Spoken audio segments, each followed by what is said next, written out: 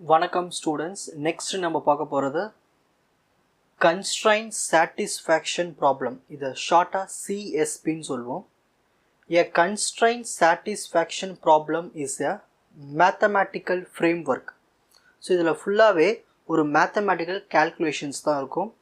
Used to solve problems where a solution must satisfy a number of conditions. நம்ம கொடுக்குற கண்டிஷன்ஸை அந்த solutions வந்து satisfy பண்ணணும். ஓகேங்களா? அப்படி பண்ணிச்சுன்னா அது நம்ம கன்ஸ்ட்ரைன்ட் சாட்டிஸ்ஃபேக்ஷன் ப்ராப்ளமாக இருக்கும். சரி, இதில் மொத்தம் 3 விஷயங்கள் இருக்குது. ஒன்று வேரியபிள்ஸ், இன்னொன்று டொமைன், இன்னொன்று கன்ஸ்ட்ரைன்ட்ஸ். ஸோ வேரியபிள்ஸ்னால் என்னதுன்னா நம்ம செட் ஆஃப் வேரியபிள்ஸ் எடுத்துப்போம். A set of variables that need to be assigned values. நம்ம அசைன் பண்ணுற வேல்யூஸை நம்ம இதுக்குள்ளே எடுத்துப்போம், வேரியபிள்ஸ்குள்ளே. டொமைன் ஒரு குறிப்பிட்ட வேல்யூஸ் மட்டும் எடுத்துக்கிறது domain. Each variable as a set of possible values. So இப்போ ஒரு 3 வேரியபிள் எடுக்கணும்னா ஒவ்வொரு வேரியபிளுக்கும் ஒவ்வொரு வேல்யூஸ் இருக்கும். அதுதான் டொமைன்ஸ். கன்ஸ்ட்ரைன்ட்ஸ் அதாவது கண்டிஷன்ஸ்னு சொல்லலாம். Condition that restrict the possible assignment of value to variables. So நம்ம ஒரு கண்டிஷன்ஸ் போடுவோம், இந்த வேரியபிள்ஸ் வந்து இந்த வேல்யூஸ் தான் அசைன் ஆகிருக்கணும்னு. ஸோ இந்த மாதிரி 3 விஷயங்கள் தான் இருக்கும் இதுக்குள்ளே. எதுக்குள்ளே? கன்ஸ்ட்ரைன்ட் அசைன்மெண்ட் ப்ராப்ளம்குள்ளே. ஸோ இந்த 3 வேரியபிள்ஸ் தான் வந்து, ஸோ இந்த 3 காம்போனண்ட் தான் வந்து இந்த கன்ஸ்ட்ரைன்ட் சாட்டிஸ்ஃபேக்ஷன் ப்ராப்ளம்குள்ளே இருக்குது. ஓகேங்களா? சரி, இந்த கன்ஸ்ட்ரைன்ட் சாட்டிஸ்ஃபேக்ஷன் ப்ராப்ளமுடைய கோலே என்னது? The goal of a CSP is to assign values to variables. So அங்கே இருக்கிற வேரியபிள்ஸ்க்கு வேல்யூஸை அசைன் பண்ணணும். அதுவும் குறிப்பிட்ட டொமைன், அவங்க கொடுத்துருக்கிற டொமைனில் இருக்கிறது. In such a way that all constraints are satisfy. அப்போது ஒரு குறிப்பிட்ட டொமைன்லேருந்து வேல்யூஸை நம்ம வந்து வேரியபிள்ஸ்க்கு அசைன் பண்ணுவோம். ஓகேங்களா? அப்படி அசைன் பண்ணுறது மட்டும் இல்லாமல் அசைன் பண்ணுற அந்த வேல்யூஸ் வந்து நம்ம கொடுக்குற கண்டிஷன்ஸை சாட்டிஸ்ஃபை பண்ணும். அப்படி பண்ணிச்சுன்னா அந்த கன்ஸ்ட்ரைன்ட் சாட்டிஸ்ஃபேக்ஷன் ப்ராப்ளம் வந்து குட்னு அர்த்தம். ஓகேங்களா? சரி, இப்போ இதுக்கு ஒரு எக்ஸாம்பிள் பார்க்கலாம். Map colouring problem in CSP. The map colouring problem is a typical example of CSP where the objective is to colour a map. ஒரு மேப் இருக்கும், அந்த மேப்பை நம்ம கலர் பண்ணணும். ஆனால் அதில் கண்டிஷன்ஸ்லாம் இருக்குது. இன் such a way that adjacent regions to not share the same colour. இப்போ வந்து ஒரு மேப்பில் என்ன இருக்கும்? ரீஜன்ஸ் இருக்கும். ஓகேங்களா? ஃபார் எக்ஸாம்பிள் இப்போ மேப்பில் தமிழ்நாடு இருக்குது, கேரளா இருக்குது, மேலே ஆந்திர பிரதேஷ், அப்புறம் கர்நாடகா இருக்குன்னு வச்சுப்போமே. இப்போது தமிழ்நாடுக்கு பக்கத்தில் இருக்கிற அட்ஜசன்ட்டுக்கு சேம் கலர் வரக்கூடாது. இப்போ தமிழ்நாடுக்கு க்ரீன் கலர்னால் அப்புறம் ஆந்திர பிரதேஷும் க்ரீன் கலர் வரக்கூடாது. ஸோ இந்த மாதிரி பக்கத்தில் இருக்கிறதுக்கு சேம் கலர் வரக்கூடாது. இதுதான் கண்டிஷன். இப்போது ஒரு சிஎஸ்பின்னு எடுத்துகிட்டு அது என்ன இருக்கும்? 3 விஷயங்கள் இருக்கும். First variables, domains, constraints. So நம்ம என்ன வேரியபிள்ஸ் எடுத்துக்க போகிறோம்? ரீஜன்ஸ் தான் வேரியபிள்ஸ்.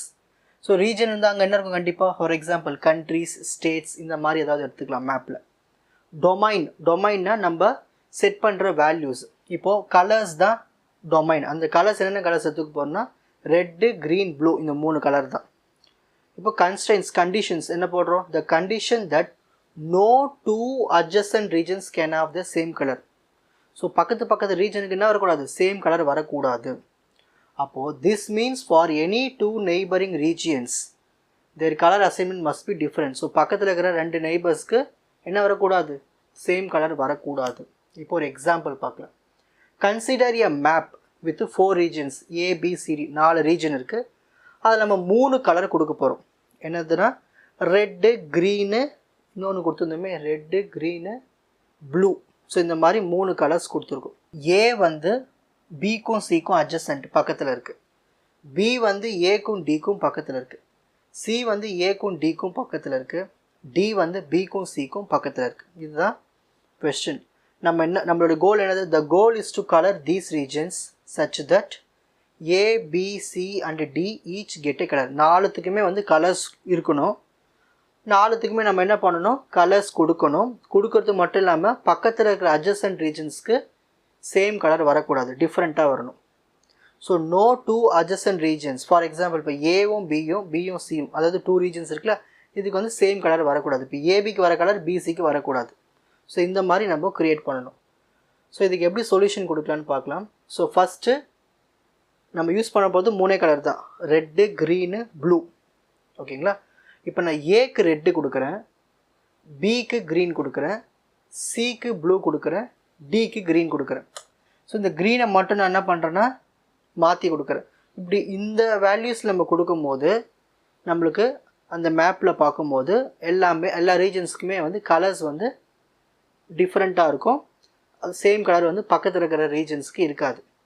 ஸோ இந்த ப்ராப்ளம்க்கு தான் சொல்யூஷன். ஸோ ஏக்கு ரெட்டு, பிக்கு க்ரீனு, சிக்கு ப்ளூ, டிக்கு க்ரீன் கொடுத்தோம்னா இவங்க கொடுத்த இந்த வேல்யூஸ்க்கு ஒர்க் ஆகும். This colouring satisfy the constraints as no adjacent regions share the same color. So பக்கத்தில் இருக்கிற ரீஜன்ஸ் வந்து சேம் கலராக இருக்காது.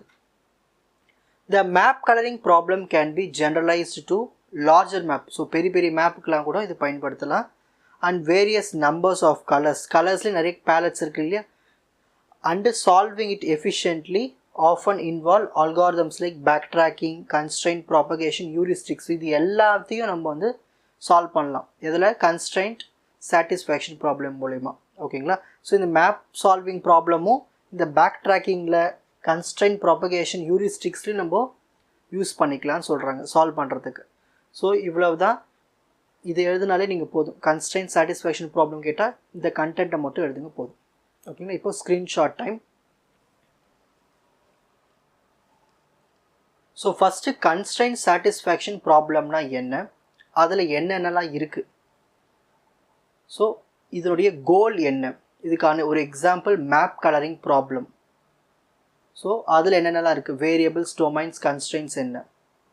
ஸோ இந்த ப்ராப்ளம்க்கு நம்ம ஒரு எக்ஸாம்பிள் கொடுக்குறோம், அதுக்கான சொல்யூஷன், அப்புறம் அதோடைய ஃபைனல் ஸ்டேட்மெண்ட். ஸோ இது வேறு எங்கெல்லாம் பயன்படுது. உங்களுக்கு இந்த கண்டென்ட் ஈஸியாக புரிஞ்சிருக்கும்னு நினைக்கிறேன். வாட்ச் அதர் எபிசோட்ஸ் இன் த appropriate playlist. Fuji Silver Academy Strength Success Narrative. வணக்கம்.